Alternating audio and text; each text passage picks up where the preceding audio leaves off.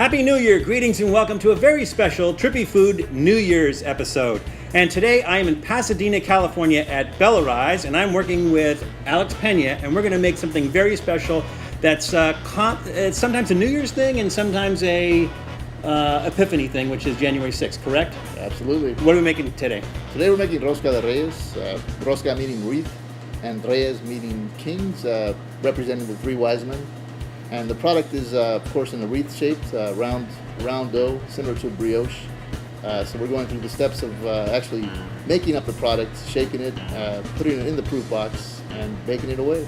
Okay, so now you here, you do customized doughs and yeasts. Right. So here at the Pack Group Bellarise, I'm the director of product development. I run the lab here. What we do is we develop products to provide customers with solutions based on their needs. So sometimes you go to the supermarket and you find breads where you don't understand the ingredient statement.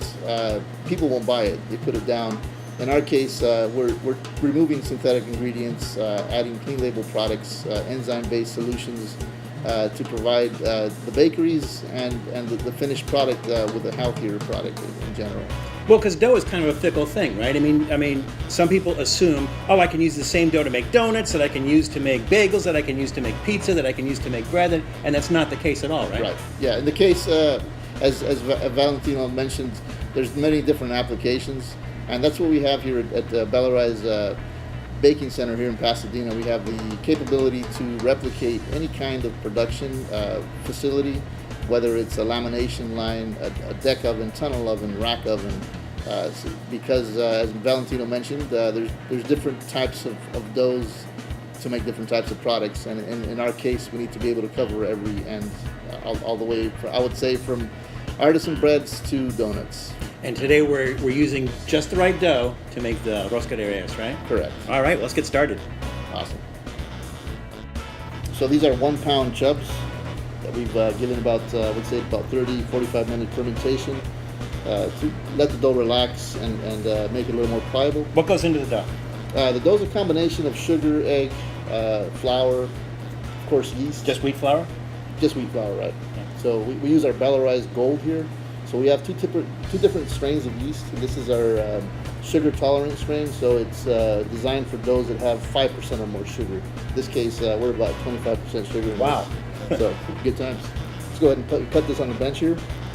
So here we're going to cut this dough about halfway there, kind of give it a little Pac-Man look, you know. And we're going to stretch this out to flatten it. We'll make a little log first, then we're going to flatten it.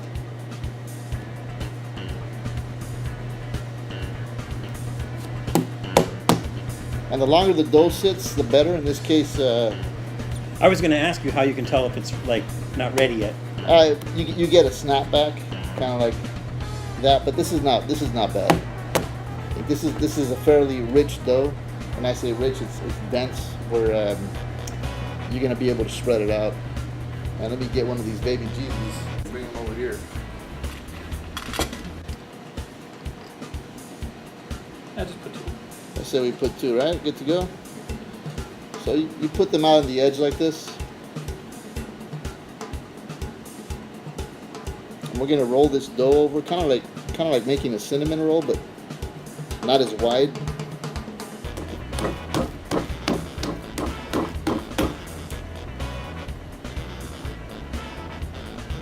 Being careful not to expose baby Jesus.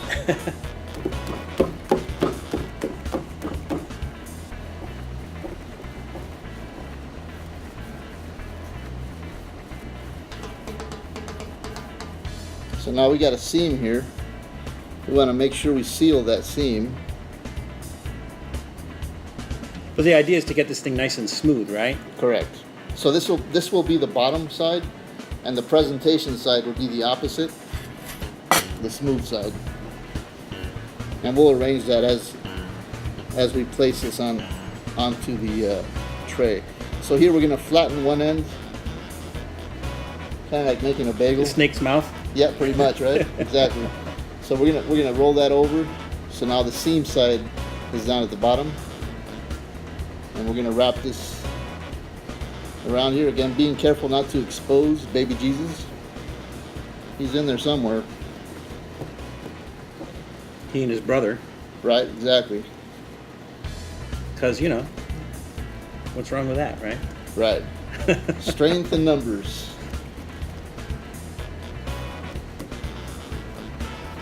And there it is. Now we're going to bring this over to the sheet pan.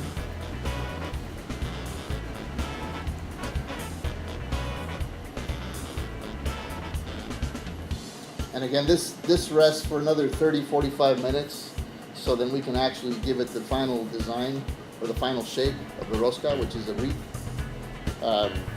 And that's basically it for now. Let's give it some time. And All right, so from here it goes into the proofer? correct. Okay, and then it stays in there for how long? For 60 minutes. Okay, well let's Let's proof away. Let's proof away, right?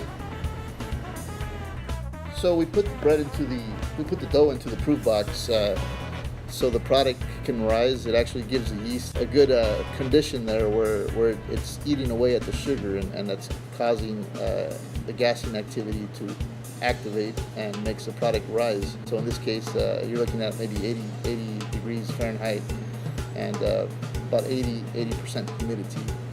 And then it comes out of the proofer and we let it stand for how long before we decorate it? It's instant. You can pull it out of the proof box and spray it with the Bellarise shine instantly. It's not something that you have to wait for. All right, so what do you got to do now, Alex? We're gonna apply the sheen or the egg wash. In this case, this is eggless egg wash that we're using. It's a Bellarise shine, which we just launched here, and we'll be hitting the market in 2019. This product is produced, like I said, to replace egg wash and basically give you the same sheen that egg wash would give you when you're applying it over bread. So this will be good for vegans. Absolutely. Except in this particular case. In this case, we have butter in here. There's egg in here, so it wouldn't apply here. But in the case where we produce something that's eggless or dairyless, we'll definitely be using the Bellarise shine. Nice.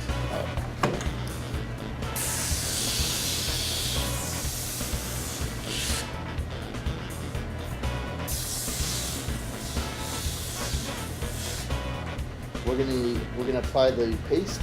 So again, it's an egg paste similar to what you see on a concha. And what is the paste? Oh, so it adds like a shell on top of it, or? We're just gonna apply it in two different crosses. Like I said, it's two cross applications. So we're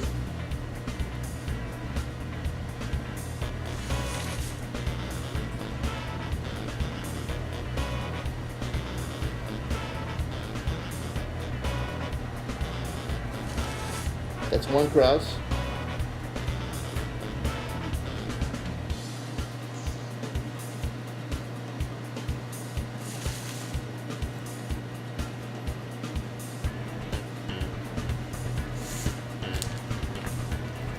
And the cross represents the crucifix? I think it's more of a process more than anything. I wouldn't say it's a representation of anything, but because we're going to be applying different fruits in these segments here that do not have the paste, it's just a symmetrical way of looking at it, I guess, right? And the next step, of course, would be to apply the fruits. So here we're going to have 4 different types of fruit. Of course, the figs and syrup, and these are cut into wedges. And the quince, or the membrillo, which is ate de membrillo, which is also cut into juliana, actually. And your guava paste, or ate de guayaba. And your 2 different colored cherries here. These are glazed cherries. You could use maraschino. In this case, we're just using regular glazed cherries. And we have some cinnamon there representing the cinnamon that's actually in the dough. You can see the cinnamon specks in the dough. And of course, a bowl of baby Jesus. Baby Jesus himself, right. Now, typically on a Rosca, how many baby Jesus would you typically have on it? It depends. Sometimes on the smaller ones like this, which is the authentic one, I would say, for a smaller family, you have 1 baby Jesus. But then, you have different sizes depending on the size of family. Sometimes you have customers that would come in and request additional baby Jesus to be added to the Rosca. So it just depends on the family size and the request. But for the most part, you're going to have one at least. And hopefully... And so what is the concept behind the baby Jesus? Like, what happens to the person who takes a bite of the baby Jesus? Well, I hope they don't take a bite of the baby Jesus, but the way that works... That's how they find it, though, right? Absolutely, right? So long as you don't bite the head off or anything. The way that works is whoever finds the baby Jesus in their slice of Rosca, because this will be cut individually, is responsible for having what they call a tamaleada. Tamaleada or a tamale party on February 2nd. Candlemas. Candlemas Day, or Dos de la Candelaria. And so basically, yeah, that's one party for another party. That's the way we roll, right? We'll try to be as uniform as possible for instructional purposes.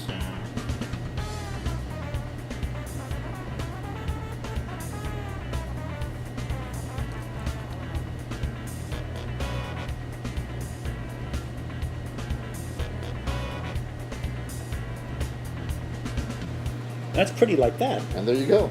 Yeah, there's some bakeries that will add a combination of powdered sugar and granulated sugar, like we will today, or just granulated sugar, where it kind of just fades away into the paste.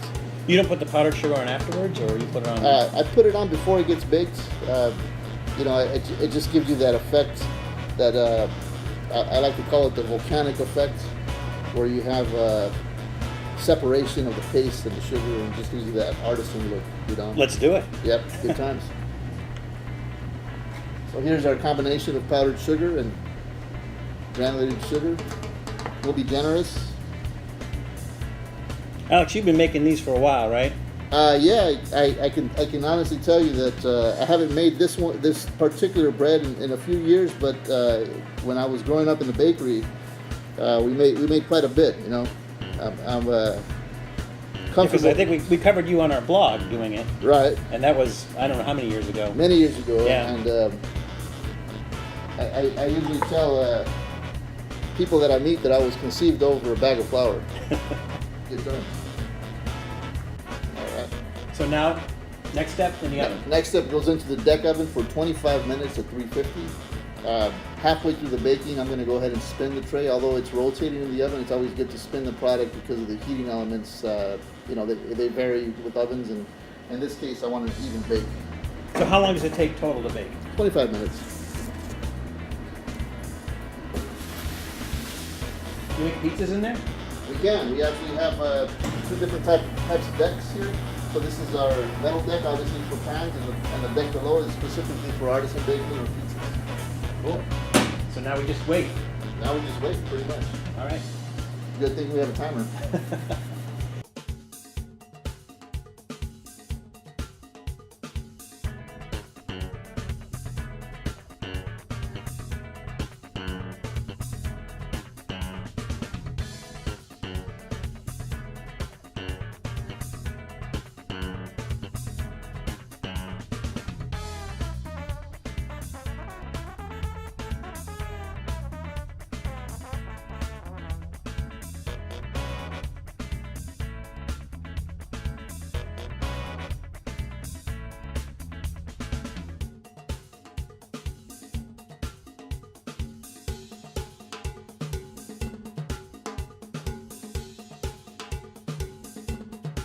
That is a thing of beauty. It sure is. It's art. Like, I would not want to cut into that because it's so beautiful. I just put that on a table and a centerpiece, maybe put a plant in the middle of that. It's just too pretty to eat. We can definitely use this as a centerpiece. The only problem is we got a baby Jesus in there. Well, we need to find him. Let's get to it. Yep. So what do you say, Val? I'll leave it up to you. Okay. If my memory serves me right.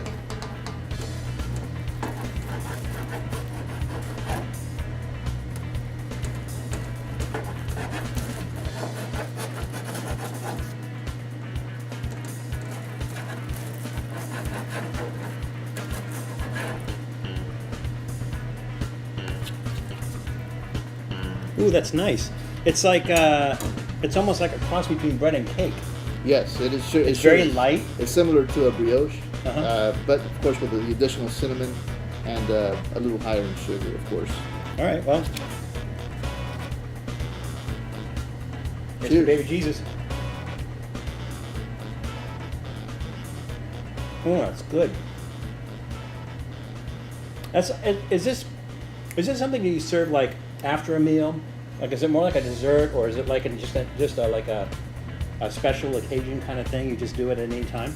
I would say this is more like a meal within itself, but tradition would be to eat this as a dessert. So after. Would you pair anything with this? To drink? Maybe a couple of gallons of milk. But, How about Mexican hot chocolate? Champurrado, or Mexican hot chocolate, definitely. Mm. No way. Oh, He has risen. right, Well, Alex, it looks like I got to buy the tamales. right. I'll see you on February 2nd. So, although a traditional thing, it can be your tradition. This is a wonderful thing to do. I guess try to find a Mexican bakery, Ryan. Right. Try to find a Mexican bakery near you. Ask if they do Rosca de Reyes. Any decent Mexican bakery will do a Rosca de Reyes, right? Right. And then have yourself a nice little party, either January 1st or January 6th, whichever you prefer. And then whoever gets the baby Jesus gets the tamales. So check it out. We'll see you soon.